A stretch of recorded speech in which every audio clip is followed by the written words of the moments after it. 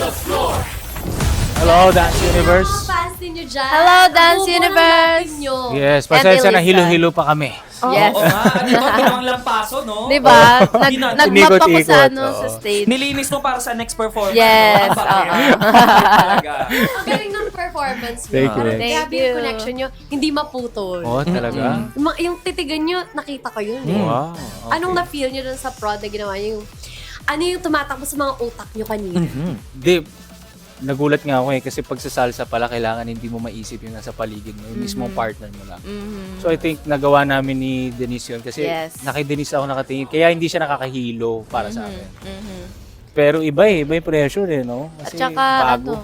nag-enjoy lang talaga. Kasi, pag hindi mo talaga siya in-enjoy, parang malilimutan mo kung ano yung sunod mong gagawin. No. Tapos, pag talaga yung connection nyo, mag-flow lang talaga bawat steps na magagawa nyo Parang talaga. yun nga yung nangyari kanina. Nag-flow Yes. lang. Oo. So talaga ba? Fluid Yes. sila. Oo.